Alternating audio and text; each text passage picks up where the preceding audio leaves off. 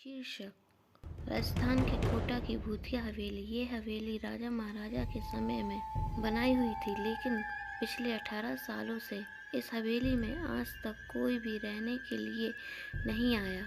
इच्छा होने पर भी इस हवेली में कोई भी नहीं रह पा रहा था, क्योंकि लोगों का कहना था कि इस हवेली में भूत प्रेत का साया है।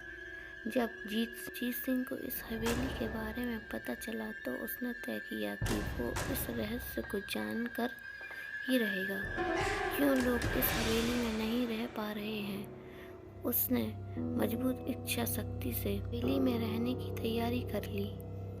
जब उसने हवेली के अंदर जाने के लिए पैर आगे बढ़ाया तो दरवाजे पर किसी अनजान व्यक्ति ने उसे रोक लिया और नजदीक जाके बोले, कौन हो आप और किधर जा रहे हो? अजीत सिंह ने जवाब देने की बजाय उससे के सामने सवाल किया, जी आप कौन? मेरा नाम अर्जुन है और मैं यहीं पास में ही रहता हूँ। अजीत सिंह ने कहा, ओह अच्छा, मैंने सुना है कि यह एक भूतिया हवेली है और यहाँ कोई नहीं आ पाता है, इसीलिए इस हवेली में एक दिन रुकने का फैसला किया है। अर्जुन सिंह ने कहा, जी हाँ, आपने सही सुना है और आप भी अंदर मत जाइए, मेरी माने तो आप भी वापस लौट जाइए, यहाँ बहुत खतरा है। यह सुनकर अजीत सिंह खुश हो गया, जैसे उन्हें कोई लॉटरी लग गई हो। अर्जुन ने उसकी खुशी को देखकर बोला, आप क्यों खुश हो रहे हो? आपको तो भूत का नाम सुनकर डर जाना चाहिए। शायद आपको पता नहीं होगा कि मैं भूत प्रेत में काफ़ी दिलचस्पी रखता हूँ। अगर इस हवेली में भूत है तो मैं अंदर ज़रूर जाऊँगा और सारी सच्चाई का पता भी लगाऊँगा। इतना कहकर अजीत सिंह उस हवेली में चले गए। अंदर जाके अजीत ने अपनी बैग को साइड में रखा और हवेली के चारों ओर देखने लगा। सारे रूम भी चेक कर लिए। बाद में ड्राइंग रूम में आके सोफे पर बैठ गया।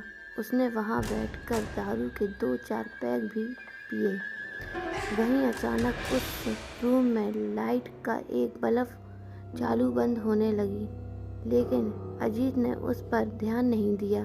थोड़ी देर बाद दूसरा बल्ब चालू बंद होने लगा, फिर तो हवेली की सारी लाइट चालू बंद होने लगी। यह सब देखकर अजीत जगह पर खड़ा हो गया और संपूर्ण सचेत हो गया।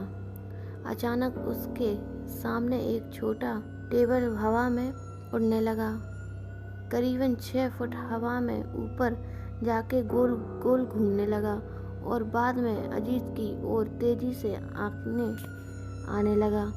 अजीत ने तुरंत ही अपनी जगह बदल दी और दूसरी ओर चला गया और वो टेबल वहीं जाके गिरा जहां अजीत खड़ा था।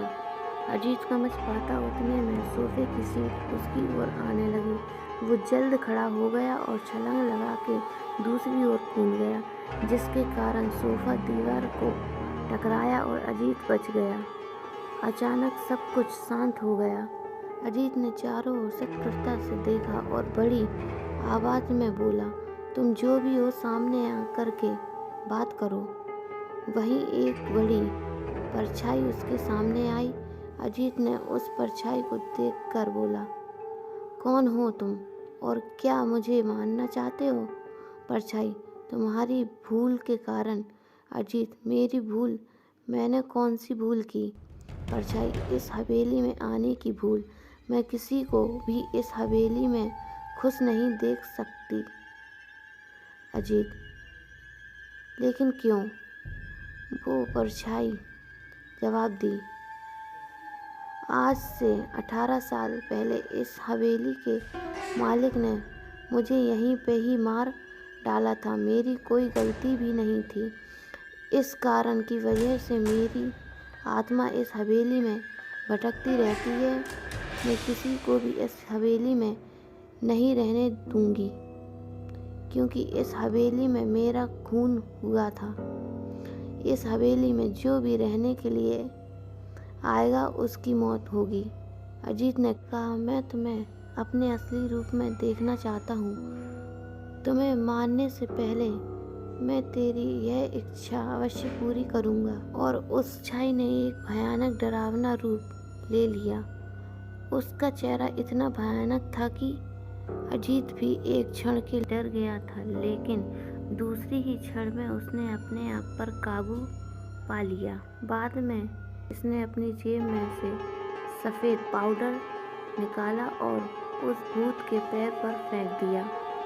भूत के पैर पर पाउडर फेंकते ही वो जलने लग गया। बड़ी बड़ी ज्वाला उठने लगी। वो बहुत ज़ोर ज़ोर से चिल्लाने लगा और बाद में पूरी तरह से जल गया। उसके बाद अजीत ने चैन से सांस लिया और वहीं पर सो गया। दूसरे दिन सुबह जब अजीत को सही सलामत हवेली से बाहर आते देख अर्जुन को आश्चर्य हुआ। अर्जुन ने अजीत से पूछा, तुम कैसे जिंदा हो? जब अजीत ने अर्जुन को कल रात को घटी घटना को पूरी तरह से बताया और बोला, अब यह हवेली भूतिया हवेली नहीं रही। दोस्तों, आपको यह कहानी राजस्थान के कोटा की भूतिया हवेली कैसी लगी? प्लीज़ कमेंट में करके ज़रूर बताएं।